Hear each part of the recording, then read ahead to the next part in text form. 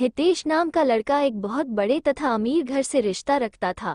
मेरा कहने का मतलब है कि वो लड़का मतलबी रितेश के पिताजी एक बहुत बड़ी नौकरी तथा उसका एक बहुत बड़ा साम्राज्य हुआ करता था, जिस कारण से हितेश अपने बाप के पैसों पर बहुत ज्यादा घमंड किया करता था।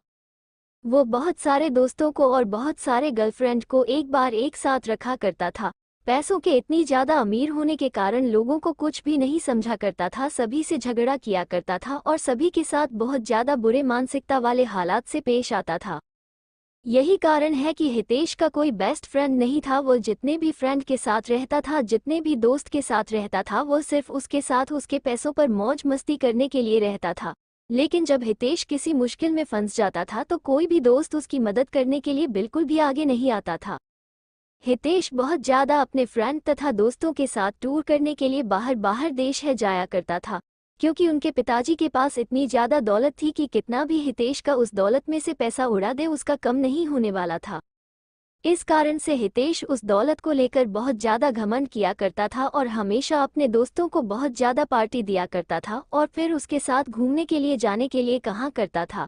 हितेश को लड़की की लत लग गई थी। वो लड़कियों के साथ बहुत ज्यादा है समझ किया करता था।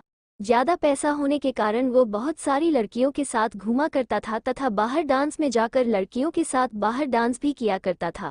वो रिसोर्ट में जाकर लड़कियों को खाना खिलाता था और फिर घूमने के लिए टूर पर जाया करता था।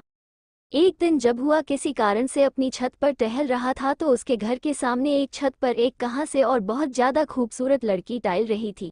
हितेश अपने पैसे के दम पर सोचा कि चाहे कोई भी लड़की हो, अगर हितेश एक बार इशारा कर देगा तो कोई भी लड़की उसके आगे अपनी एटीट्यूड को नहीं रखेगी।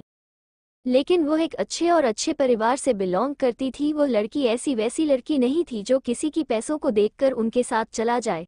उस लड़की को हंसाने के लिए हितेश बहुत तरह से उसको लालच देने का प्रयास करता था, लेकिन वो लड़की ऐसी वैसी लड़की बिल्कुल भी नहीं थी कि किसी की बातों में आ जाए।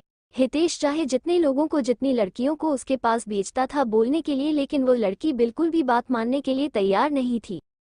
हितेश लड़की के लिए मानव जैसे पागल होता जा रहा था, क्योंकि हितेश के अंदर इतनी ज्यादा एटीट्यूड था कि अगर वो लड़की ना कर दिया तो उसमें बहुत ज्यादा गुस्सा आ गया था। हितेश सोच रहा था जिस कारण से भी वो लड़की मना कर रही है, हम चाहे कितना भी पैसा उसे दे देना कि ना अपने साथ उसे घूमने पर मजबूर कर देंगे। एक भी नहीं पैसे किसी लड़की फ्रेंड को उसके घर भेजने के लिए कहती है, लेकर जाओ। उस लड़की को बोलो कि जितना पैसा लेना है, जितना खाना है, जितना घूमना है मेरे से ले लो, लेकिन मेरे साथ घूमने के लिए तैयार हो जाओ। लेकिन किसी भी परिस्थिति में वो लड़के तैयार होने पर आज ही नहीं हो रही थी। इस बात को सुनकर हितेश को बहुत ज्यादा गुस्सा आ रहा था। अब धीरे धीरे हितेश बिल्कुल भी बदलने लगा था। हितेश को उस लड़की के अलावा कोई भी लड़की नहीं दिखती थी। जितनी भी लड़की के साथ हितेश घुमा करता था, अब वो उन लड़कियों से बिल्कुल भी दूर हो चुका था। अब वो ज्यादातर वक्त अपना घर में ही गुजारा करता था।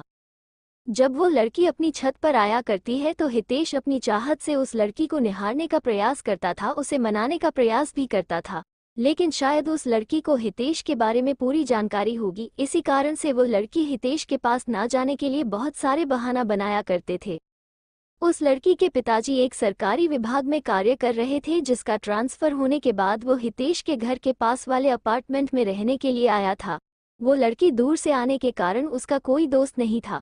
लड़की कहीं घूमने के लिए भी नहीं जाया करती थी, क्योंकि घूमने के लिए उसका कोई सहेली नहीं थी। नया होने के कारण वो अकेले घूम भी नहीं पा रहे थे। ऐसे तो वहाँ के ज्यादातर लड़कियां अच्छे स्वभाव की नहीं थी, जिस कारण से उस लड़की को कोई भी सहेली पसंद नहीं आ रही थी।